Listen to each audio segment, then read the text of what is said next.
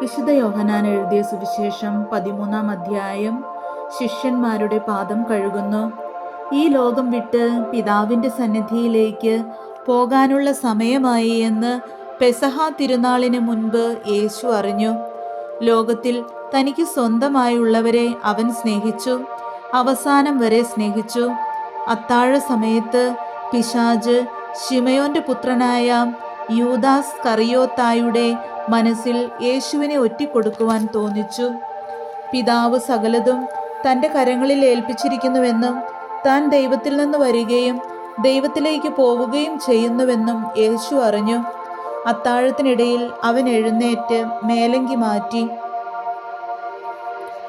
ഒരു തൂവാലയെടുത്ത് അരയിൽ കെട്ടി, അനന്തരം ഒരു താലത്തിൽ വെള്ളമെടുത്ത് ശിഷ്യന്മാരുടെ പാദങ്ങൾ കഴുകാനും അരയിൽ ചുറ്റിയിരുന്ന തൂവാല കൊണ്ട് തുടയ്ക്കാനും തുടങ്ങി. അവൻ ശിമയോൻ പത്രോസിന്റെ അടുത്തെത്തി. പത്രോസ് അവനോട് ചോദിച്ചു, കർത്താവേ, നീ എൻ്റെ കാൽ കഴുകുകയോ? യേശു പറഞ്ഞു, ഞാൻ ചെയ്യുന്നതെന്തെന്ന് ഇപ്പോൾ നീ അറിയുന്നില്ല, എന്നാൽ പിന്നീട് അറിയും. പത്രോസ് പറഞ്ഞു, നീ ഒരിക്കലും എൻ്റെ പാദം കഴുകരുത്. യേശു പറഞ്ഞു, ഞാൻ നിന്നെ കഴുകുന്നില്ലെങ്കിൽ നിനക്ക് എന്നോടുകൂടെ പങ്കില്ല. ശിമയോൻ പത്രോസ് പറഞ്ഞു, കർത്താവേ, എങ്കിൽ എൻ്റെ പാദങ്ങൾ മാത്രമല്ല, കരങ്ങളും ശിരസും കൂടി കഴുകണമേ. യേശു പ്രതിവചിച്ചു, കുളി കഴിഞ്ഞവൻ്റെ കാലുകൾ മാത്രമേ കഴുകേണ്ടതുള്ളൂ, അവൻ മുഴുവൻ ശുചിയായിരിക്കും. നിങ്ങളും ശുദ്ധിയുള്ളവരാണ്, എന്നാൽ എല്ലാവരുമല്ല. തന്നെ ഒറ്റിക്കൊടുക്കുന്നവൻ ആരാണെന്ന് അവൻ അറിഞ്ഞിരുന്നു. അതുകൊണ്ടാണ് നിങ്ങളിൽ എല്ലാവരും ശുദ്ധിയുള്ളവരല്ല എന്നവൻ പറഞ്ഞത്. അവരുടെ പാദങ്ങൾ കഴുകിയതിനു ശേഷം അവൻ മേലങ്കി ധരിച്ച് സ്വസ്ഥാനത്തിരുന്ന് അവരോട് പറഞ്ഞു, ഞാൻ എന്താണ് നിങ്ങൾക്ക് ചെയ്തതെന്ന് നിങ്ങൾ അറിയുന്നുവോ? നിങ്ങൾ എന്നെ ഗുരുവെന്നും കർത്താവെന്നും വിളിക്കുന്നു. അത് ശരി തന്നെ, ഞാൻ ഗുരുവും കർത്താവുമാണ്. നിങ്ങളുടെ കർത്താവും ഗുരുവുമായ ഞാൻ നിങ്ങളുടെ പാദങ്ങൾ കഴുകിയെങ്കിൽ നിങ്ങളും പരസ്പരം പാദങ്ങൾ കഴുകണം. എന്തെന്നാൽ ഞാൻ നിങ്ങൾക്ക് ചെയ്തതുപോലെ നിങ്ങളും ചെയ്യേണ്ടതിന് ഞാൻ നിങ്ങൾക്കൊരു മാതൃക നൽകിയിരിക്കുന്നു. സത്യം സത്യമായി ഞാൻ നിങ്ങളോട് പറയുന്നു, ഭൃത്യൻ യജമാനനേക്കാൾ വലിയവനല്ല, അയക്കപ്പെട്ടവൻ അയച്ചവനേക്കാളും വലിയവനല്ല. ഈ കാര്യങ്ങൾ അറിഞ്ഞ് നിങ്ങൾ ഇതനുസരിച്ച് പ്രവർത്തിച്ചാൽ അനുഗ്രഹീതർ. നിങ്ങൾ എല്ലാവരെയും കുറിച്ചല്ല ഞാനിത് പറയുന്നത്. ഞാൻ തിരഞ്ഞെടുത്തവരെ എനിക്കറിയാം. എൻ്റെ അപ്പം ഭക്ഷിക്കുന്നവൻ എനിക്കെതിരെ കുതികാൽ ഉയർത്തി എന്ന തിരുവെഴുത്ത് പൂർത്തിയാകേണ്ടിയിരിക്കുന്നു. അത് സംഭവിക്കുമ്പോൾ ഞാൻ തന്നെ എന്ന് നിങ്ങൾ വിശ്വസിക്കേണ്ടതിനാണ് സംഭവിക്കുന്നതിന് മുമ്പ് തന്നെ ഞാൻ നിങ്ങളോട് പറയുന്നത്. സത്യം സത്യമായി ഞാൻ നിങ്ങളോട് പറയുന്നു, ഞാൻ അയക്കുന്നവനെ സ്വീകരിക്കുന്നവൻ എന്നെയാണ് സ്വീകരിക്കുന്നത്, എന്നെ സ്വീകരിക്കുന്നവൻ എന്നെ അയച്ചവനെ സ്വീകരിക്കുന്നു. യൂദാസിന്റെ വഞ്ചനയെക്കുറിച്ച് ഇതു പറഞ്ഞപ്പോൾ യേശു ആത്മാവിൽ അസ്വസ്ഥനായി. അവൻ വ്യക്തമായി പറഞ്ഞു, സത്യം സത്യമായി ഞാൻ നിങ്ങളോട് പറയുന്നു, നിങ്ങളിൽ ഒരുവൻ എന്നെ ഒറ്റിക്കൊടുക്കും.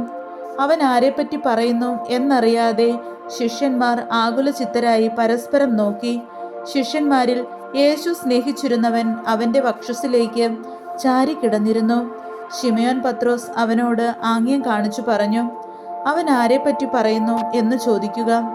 യേശുവിൻ്റെ വക്ഷസ്സിൽ ചേർന്ന് കിടന്നുകൊണ്ട് അവൻ ചോദിച്ചു, കർത്താവേ, ആരാണത്? അവൻ പ്രതിവചിച്ചു, അപ്പക്കഷ്ണം മുക്കി ഞാൻ ആർക്ക് കൊടുക്കുന്നുവോ അവൻ തന്നെ. അവൻ അപ്പക്കഷ്ണം മുക്കി ശിമയോൻ കറിയോത്തായുടെ മകൻ യൂദാസിന് കൊടുത്തു. അപ്പക്കഷ്ണം സ്വീകരിച്ചതിനെ തുടർന്ന് സാത്താൻ അവനിൽ പ്രവേശിച്ചു. യേശു അവനോട് പറഞ്ഞു, നീ ചെയ്യാനിരിക്കുന്നത് വേഗം ചെയ്യുക. എന്നാൽ ഭക്ഷണത്തിനിരുന്നവരിൽ ആരും അവൻ ഇത് എന്തിനു പറഞ്ഞുവെന്ന് അറിഞ്ഞില്ല.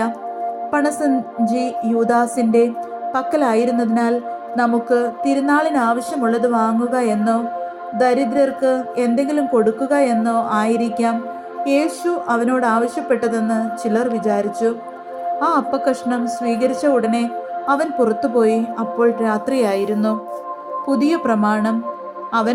അവൻ പുറത്തുപോയി കഴിഞ്ഞപ്പോൾ യേശു പറഞ്ഞു, ഇപ്പോൾ മനുഷ്യപുത്രൻ മഹത്വപ്പെട്ടിരിക്കുന്നു, അവനിൽ ദൈവവും മഹത്വപ്പെട്ടിരിക്കുന്നു. ദൈവം അവനിൽ മഹത്വപ്പെട്ടുവെങ്കിൽ ദൈവം അവനെ തന്നിൽ മഹത്വപ്പെടുത്തും, ഉടൻ തന്നെ മഹത്വപ്പെടുത്തും. എൻ്റെ കുഞ്ഞുങ്ങളെ, ഇനി അല്പസമയം കൂടി ഞാൻ നിങ്ങളോട് കൂടെ ഉണ്ടായിരിക്കും.